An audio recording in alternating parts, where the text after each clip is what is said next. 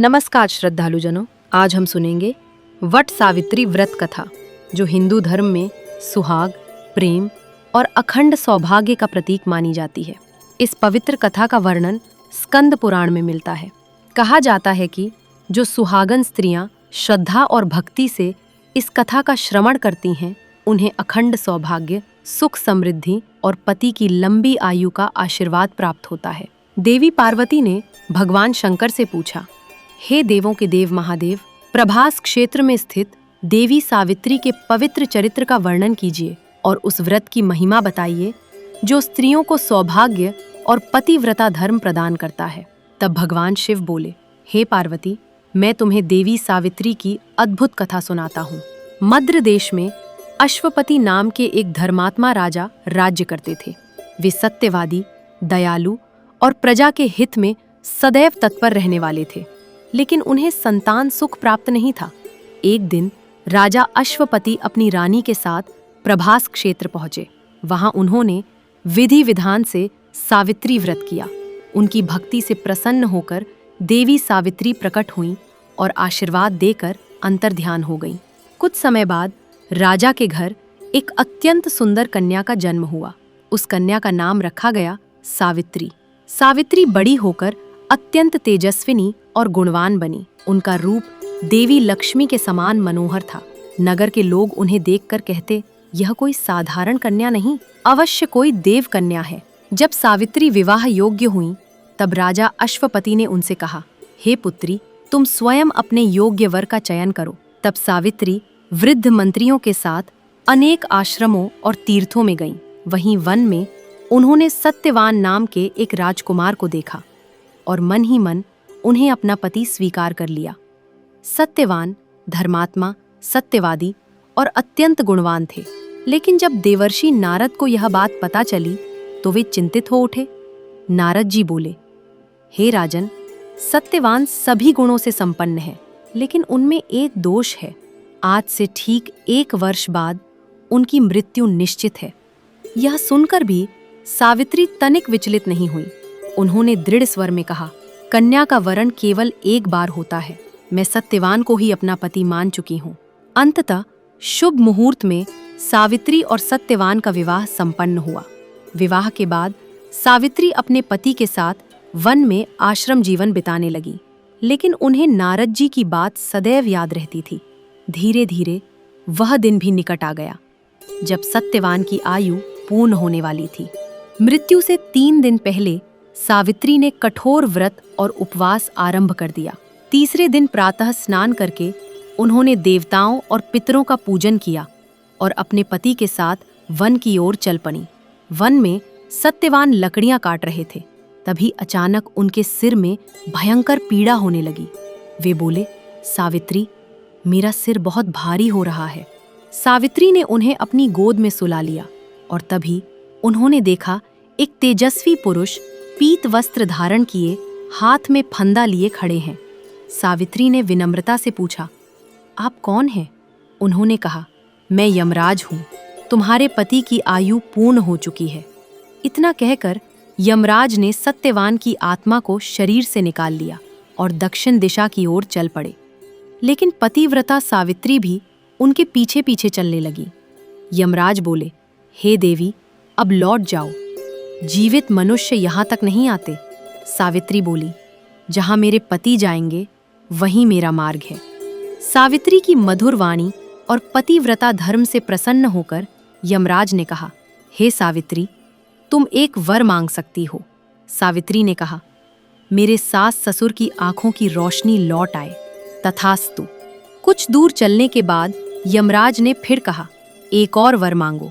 सावित्री बोली, मेरे ससुर को उनका खोया हुआ राज्य वापस मिल जाए। तथास्तु। फिर यमराज बोले, हे देवी, एक अंतिम वर मांगो। सावित्री ने बुद्धिमानी से कहा, मुझे सत्यवान से 100 पुत्रों का सुख प्राप्त हो। यमराज अचानक सोच में पड़ गए। यदि सत्यवान जीवित नहीं रहेंगे तो सावित्री को पुत्र कैसे प्राप्त होंगे? अपने ही वरदान के प्रभाव से यमराज को सत्यवान के प्राण लौटाने पड़े।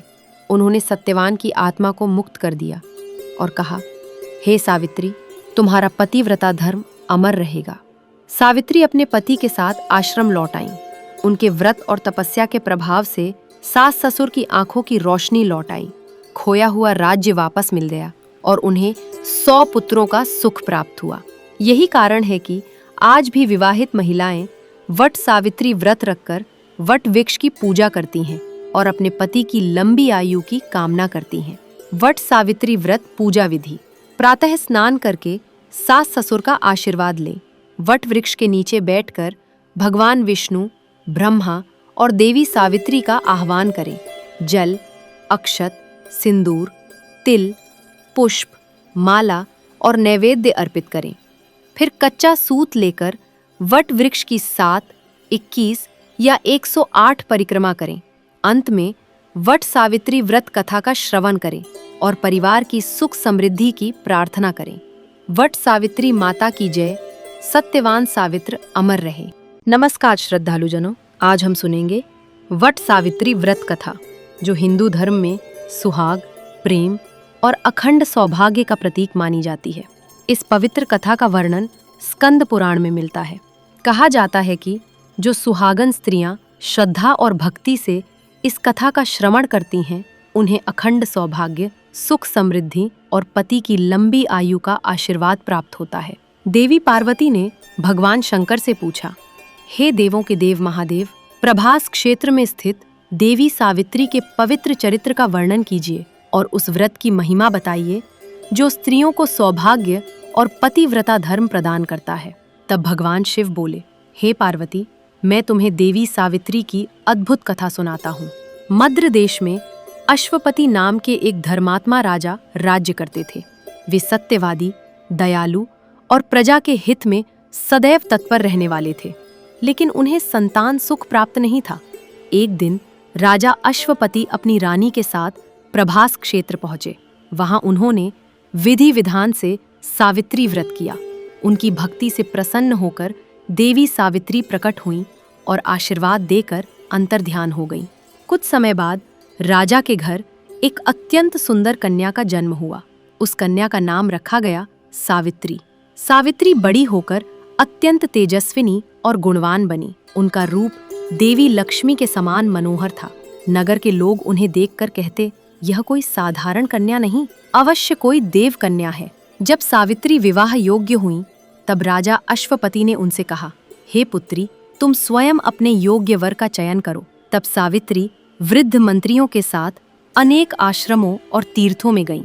वहीं वन में उन्होंने सत्यवान नाम के एक राजकुमार को देखा और मन ही मन उन्हें अपना पति स्वीकार कर लिया।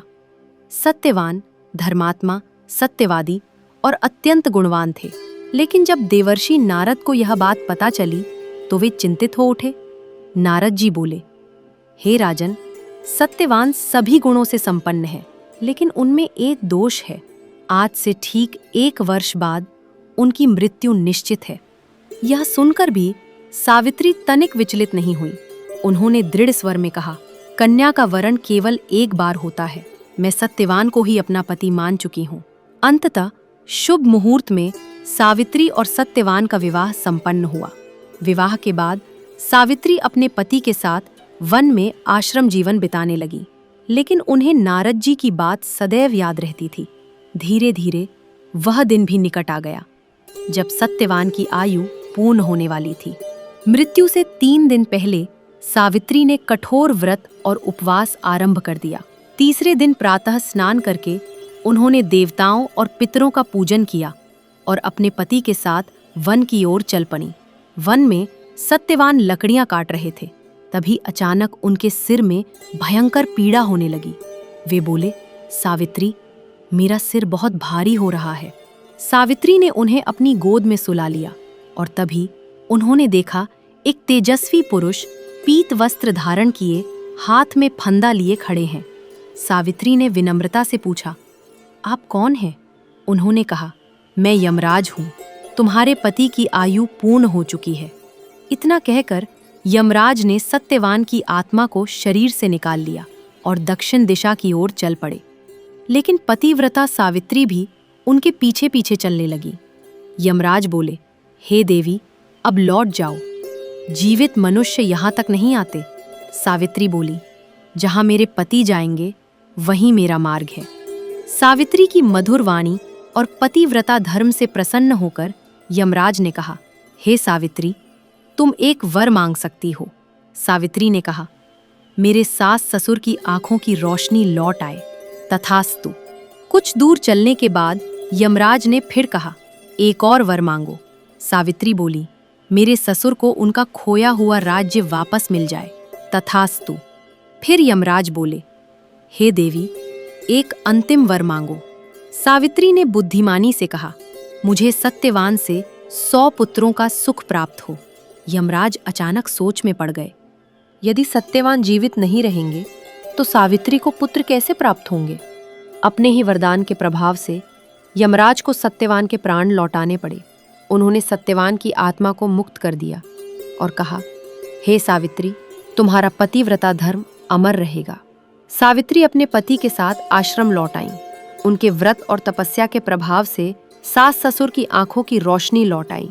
खोया हुआ राज्य वापस मिल गया और उन्हें 100 पुत्रों का सुख प्राप्त हुआ। यही कारण है कि आज भी विवाहित महिलाएं वट सावित्री व्रत रखकर वट वृक्ष की पूजा करती हैं और अपने पति की लंबी आयु की कामना करती हैं। वट सावित्री व्रत पूजा विधि। प्रातः स्नान करके सास ससुर का आशीर्वाद लें। वट वृक्ष के नीचे बैठकर भगवान विष्णु, ब्रह्मा और देवी सावित्री का आह्वान करें। जल, अक्षत, सिंदूर, तिल, पुष्प, माला और नैवेद्य अर्पित करें। फिर कच्चा सूत लेकर वट वृक्ष की 7, 21 या 108 परिक्रमा करें। अंत में वट सावित्री व्रत कथा का श्रवण करें और परिवार की सुख समृद्धि की प्रार्थना करें। वट सावित्री माता की जय। सत्यवान सावित्र अमर रहे।